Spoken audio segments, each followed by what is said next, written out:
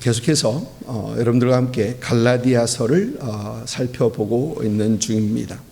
지난주에는 복음의 일꾼이라는 제목으로서 하나님께서 복음과 거리가 먼 삶을 추구하던 그 사도 바울을 복음의 일꾼으로 세우셨던 것을 우리가 보면서 하나님께서는 여전히 복음을 위하여 하나님의 일꾼들을 부르시고 계시다라는 그런 말씀을 함께 나누었었습니다.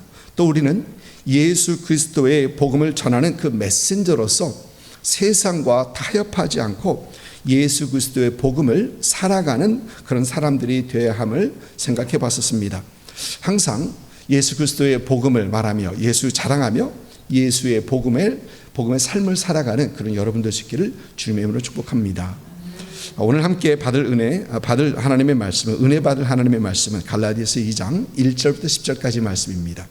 갈라디아서 2장 1절부터 10절까지의 말씀 우리 한 절 한 절 교독하도록 하겠습니다. 14년 후에 내가 바나바와 함께 디도를 데리고 다시 예루살렘에 올라갔나니 계시를 따라 올라가 내가 이방 가운데서 전파하는 복음을 그들에게 제시하되 유력한 자들에게 사사로이 한 것은 내가 다름질하는 것이나 다름질한 것이 헛되지 않게 하려 함이라. 그러나 나와 함께 있는 헬라인 디도까지도 억지로 할례를 받게 하지 아니하였으니 이는 가만히 들어온 거짓 형제들 때문이라. 그들이 가만히 들어온 것은 그리스도 예수 안에서 우리가 가진 자유를 엿보고 우리를 종으로 삼고자 함이로되 그들에게서 우리가 한시도 복종하지 아니하였으니 이는 복음의 진리가 항상 너희 가운데 있게 하려 함이라. 유력하다는 이들 중에 본래 어떤 이들이든지 내게 상관이 없으며 하나님은 사람을 외모로 취하지 아니하시나니 저 유력한 자들은 내게 의미를 더하여 준 것이 없고 도리어 그들은 내가 무할례자에게 복음 전함을 맡은 것이 베드로가 할례자에게 맡음과 같은 것을 보았고 베드로에게 역사하사 그들 할례자의 사도로 삼으신 이가 또한 내게 역사하사 나를 이방인의 사도로 삼으셨느니라. 또 기둥같이 여기는 야고보와 게바와 요한도 내게 주신 은혜를 알므로 나와 바나바에게 친교회에 악수를 하였으니 우리는 이방인에게로 그들은 할례자에게로 가게 하려 함이라. 다만 우리가 가난한 자들을 기억하도록 부탁하였으니 이것은 나도 본래부터 힘써 행하여 왔노라. 아멘. 지난주 말씀에서 이방인들의 할례를 주장하는 사람들이 사도 바울의 사도됨을 사도권을 부인하는 이유는 그 메신저를 저격하면 그 메신저가 전하는 그 메시지가 들려지지 않고 전해지지 않기 때문이다라는 말씀을 드렸었습니다. 그래서 사도 바울은 갈라디아서를 시작하면서 그를 사도로 부르신 분은 하나님이시다. 또 지난주에는 그가 복음의 일꾼으로 부름받은 것은 하나님의 은혜다라는 것을 말했었습니다. 지난주 말씀을 잠깐 되돌아보면 사도 바울은 이제 다메섹 도상에서 예수님을 만난 후에 곧바로 예루살렘으로 가지 않고 그는 아라비아로 갔다 다시 다메섹으로 돌아갔다라고 합니다. 지도 한번 보여주시겠습니까? 예루살렘으로 가지 않고 그가 아라비아로 갔다가 다메섹으로 돌아갔다. 화살표가 돌아가게 돼 있죠. 그런데 사도 바울이 말하는 이 아라비아는 학자들도 어딘지 그 장소가 확실치는 않습니다. 아라비아는 넓은 지역을 말하는 것으로 사울이 예수 믿는 사람들을 잡으러 갔던 다메섹도 그 아라비아에 속했다라고 말하는 그런 학자들이 있습니다. 또 갈라디아서 4장을 보면은 사도 바울은 이 사라와 하갈을 이제 비유로 말하면서 25절에 보니까 이 하갈은 아라비아에 있는 신의 산으로, 그러니까 아라비아에 있는 신의 산이다라고 얘기합니다. 신의 산이 아라비아에 있다라고 하는 겁니다. 그래서 다시 지도로 돌아가 주시면, 그래서 신의 산이 있는 이 신의 광야도 이 아라비아 지역의 일부로 보는 학자들도 있습니다. 그러니까 위에부터 아래 쭉 아래까지 그 넓은 지역을 아라비아라고 이렇게 얘기하고 있다라는 것입니다. 우리는 사도 바울이 이 아라비아에 얼마나 있었는지는 확실치 않습니다. 다만 사도 바울은 이제 다메섹으로 가는 길에서 예수님을 만난 후에 그가 남다른 열심을 가지고 따르던 이 유대교, 그러나 이제 다시 이제 새롭게 만난 예수님, 유대교와 예수님의 이 관계를 정립하는 그런 시간이 분명히 필요했을 것입니다. 또 그를 복음으로 부르신 그 하나님의 부르심, 또 이 올바른 복음은 무엇인가 라는 이런 것들을 생각하고 정리할 그런 시간이 분명 필요했었을 것입니다. 또 그가 복음을 받았을 때 예수 그리스도의 직접 받은 계시라라고 얘기했었는데, 이 계시 또한 이때 받지 않았나, 이 아라비아에 있었을 때에 받지 않았나라는 그런 생각을 하게 됩니다. 그리고 사도 바울은 3년 후에 사도 베드로를 만나러 이제 예루살렘으로 갑니다.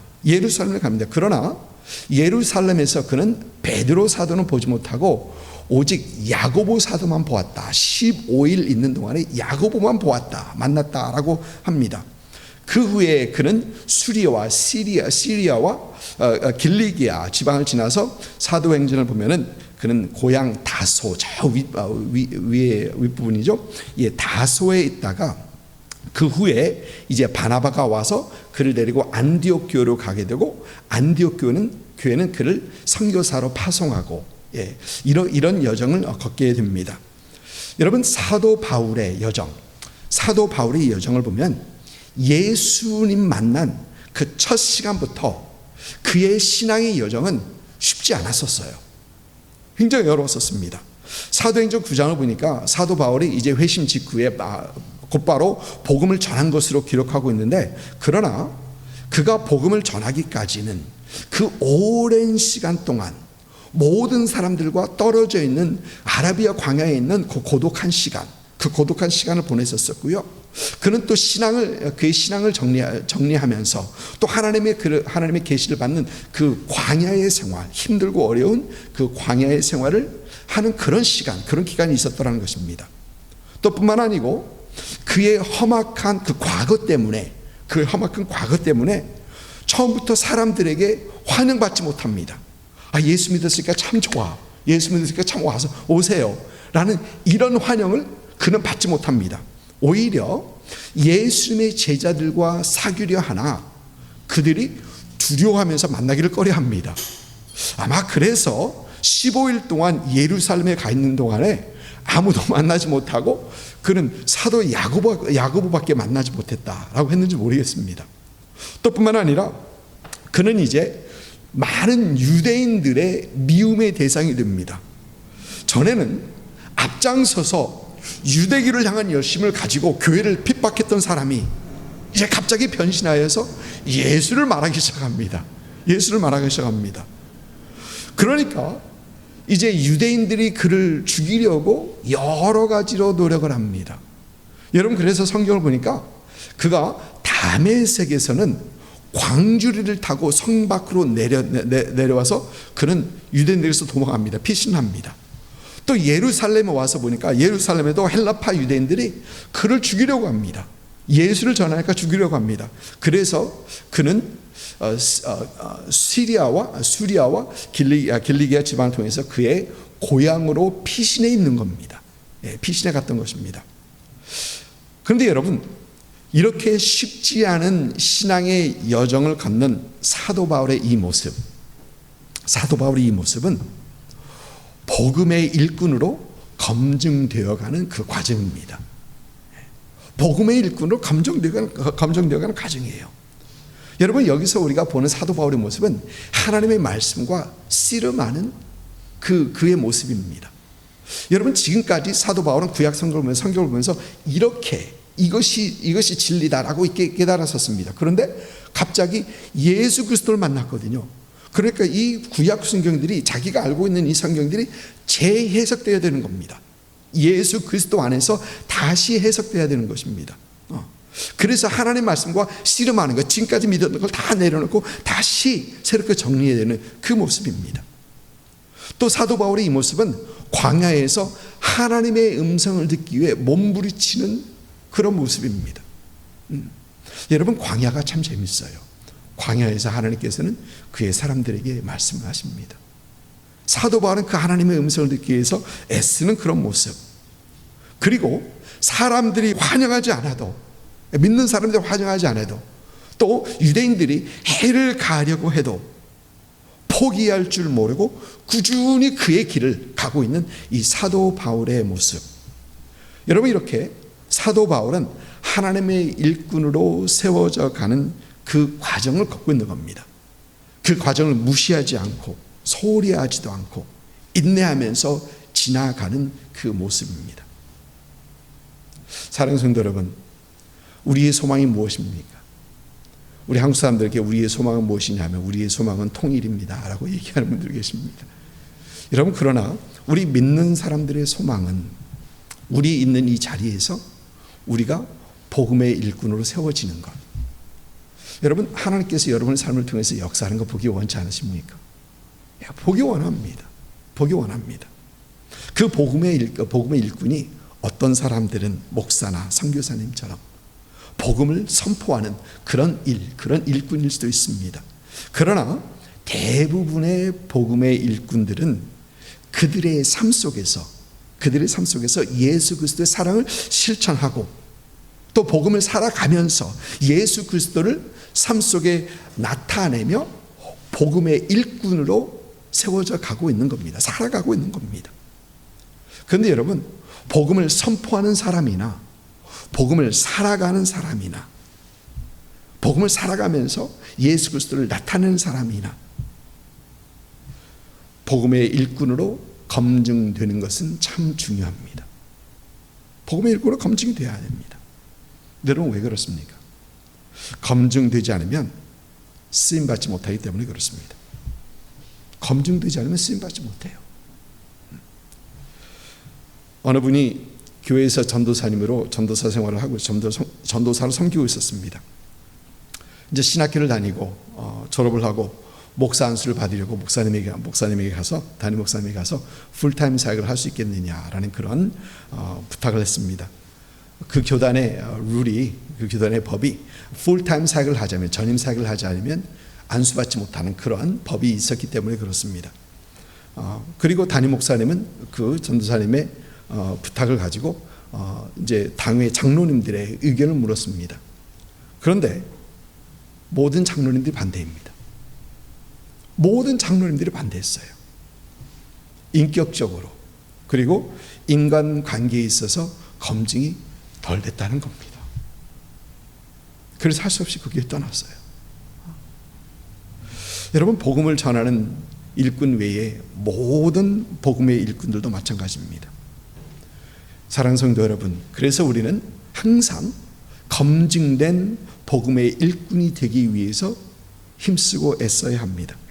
하나님의 말씀 안에서 우리는 씨름해야 하고, 또 하나님의 음성을 듣기 위해서 우리는 애써야 하고, 아멘. 또 믿음 안에 우리가 신실하게 세워져 가기 위해서 우리는 힘써야 한다는 것입니다.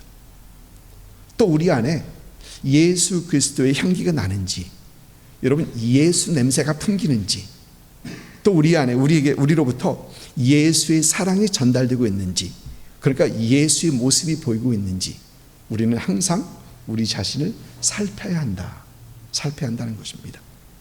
검증된 일꾼이 되기 위해 힘쓰고 애쓰시는 그런 여러분들도 있기를 주님으로 축복합니다. 오늘 말씀 14절을 보니까 사도 바울은 14년 후에 이제 예루살렘에 갔다라고 합니다. 여러분, 이 14년은 사도 바울이 예수님을 만난 후에 3년 후에 베드로를 만나기 위해서 예루살렘에 간 그 시간 후 14년을 얘기합니다. 그동안 사도 바울은 이제 바나바와 함께 안디옥 교회에서 성도들을 말씀으로 양육하였고, 또 구제 헌금을 전달하기 위해서 예루살렘을 방문하기도 하였고, 또 그 시간에 그 14년 동안에 이제 사도 바울은 바나바와 함께 1차 전도 여행을, 선교 여행을 다녀오기도 했습니다.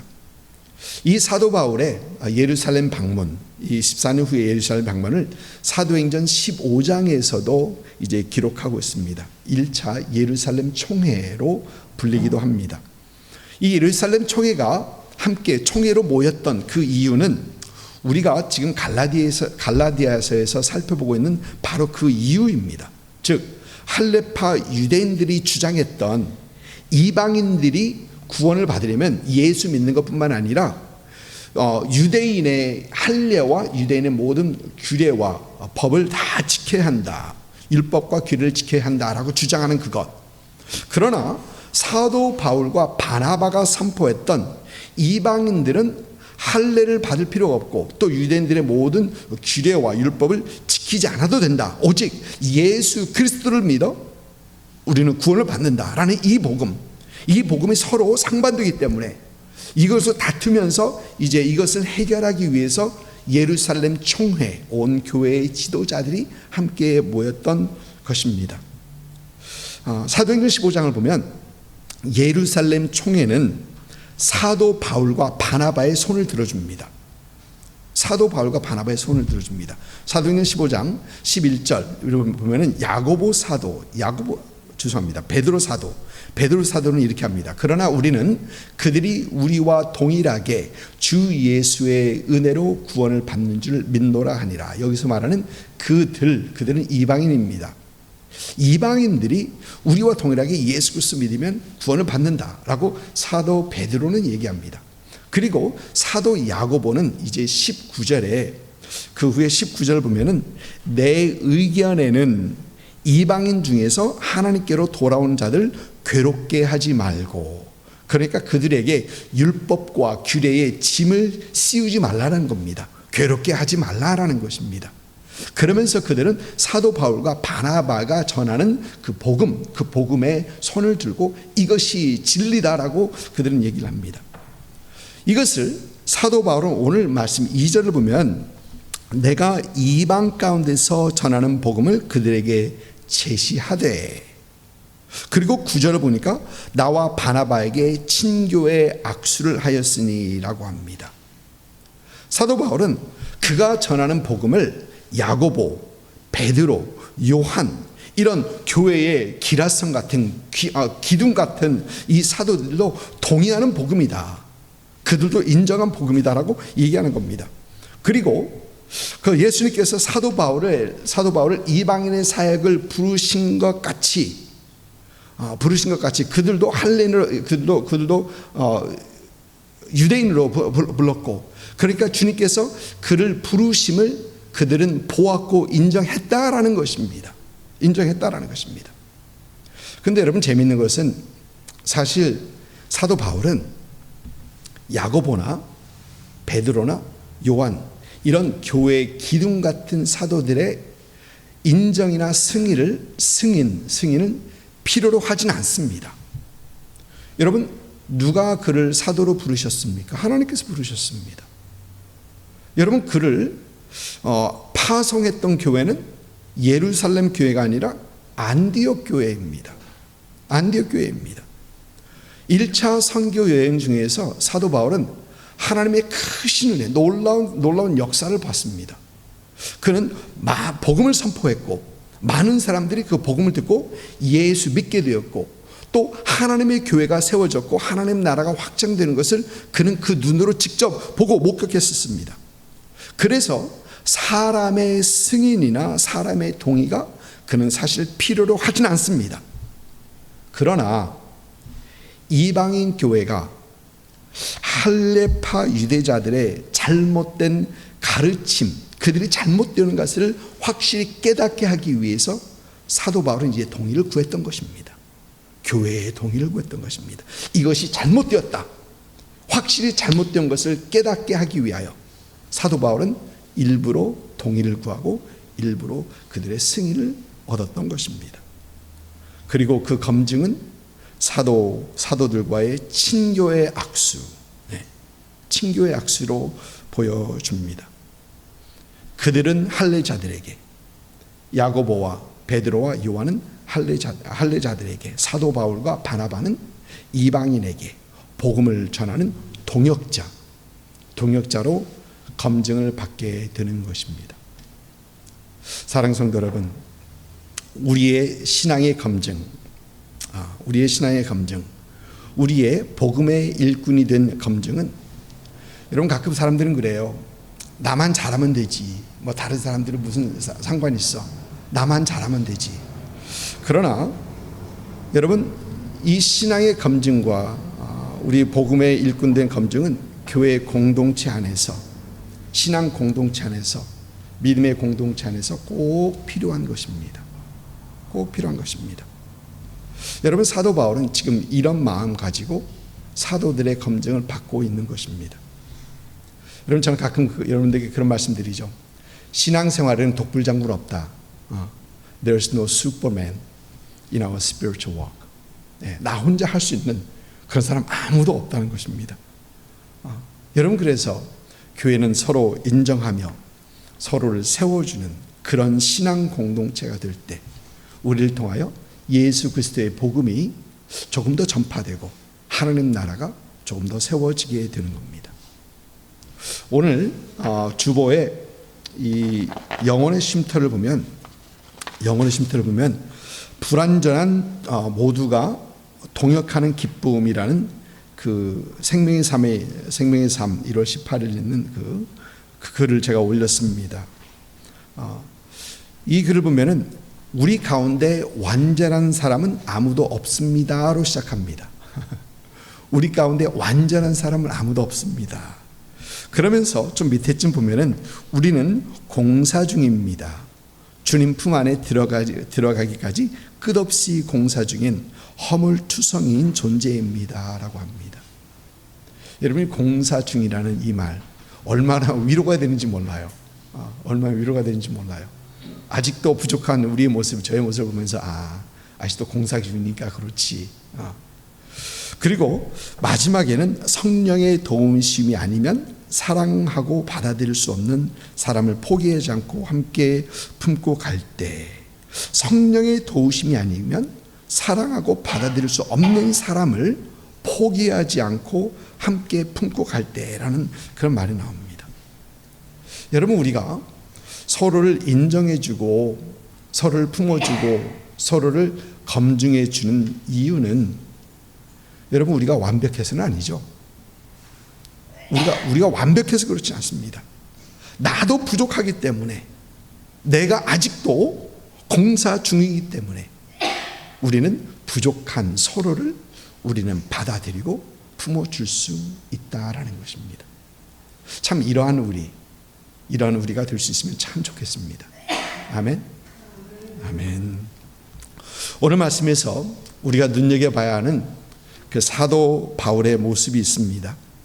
3절 말씀 보니까 그러나 나와 함께 있는 헬라인 디도까지도 억지로 할례를 받게 하지 아니하였으니, 그리고 5절에서는 그들에게 우리가 한시도 복종하지 아니하였으니 이는 복음의 진리가 항상 너희 가운데 있게 하려 함이라 라고 합니다.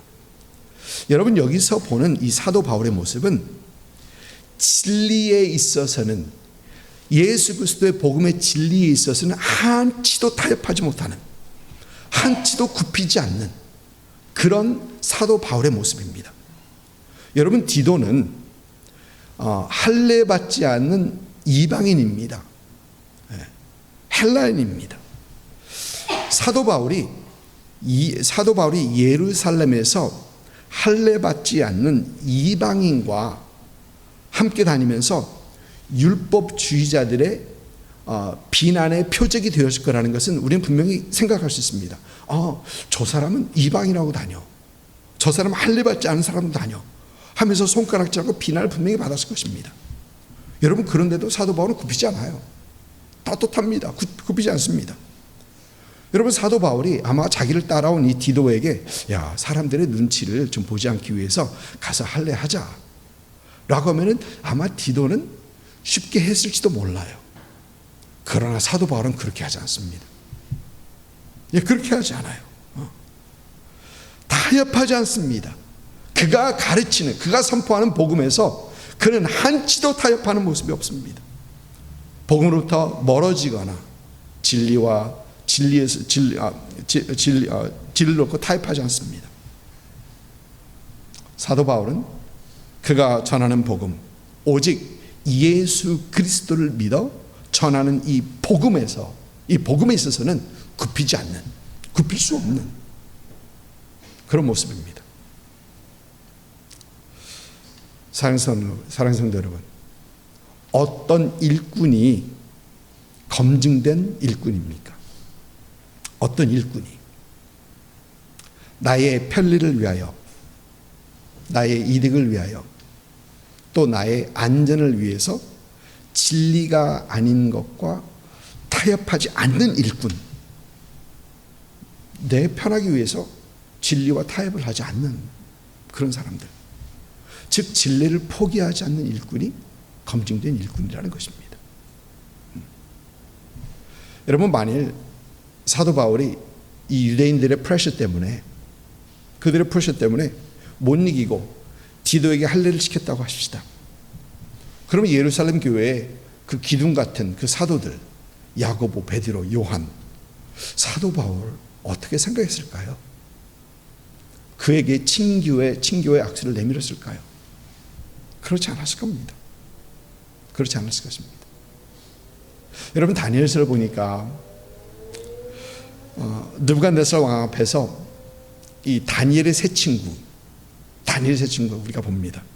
느부갓네살 왕이 세운 그 신상 앞에서 절을 하지 않으면 모두 다 죽이겠다, 다 죽으리라 라고 하는데, 다니엘의 세 친구는 사드락, 메삭, 아벳느고 절하지 않습니다. 굽히지 않습니다. 다니엘서 3장 17절과 18절 말씀입니다. 왕이여, 우리가 섬기는 하나님이 계시다면 우리를 맹렬히 타는 풀무불 가운데서 능히 건져내시겠고 왕의 손에서도 건져내시리이다. 그렇게 하지 아니하실지라도 왕이여, 우리가 왕의 신들을 섬기지 아니하고 왕이 세운 금신상에게 절하지도 아니할 줄을 아옵소서. 굽히지 않습니다.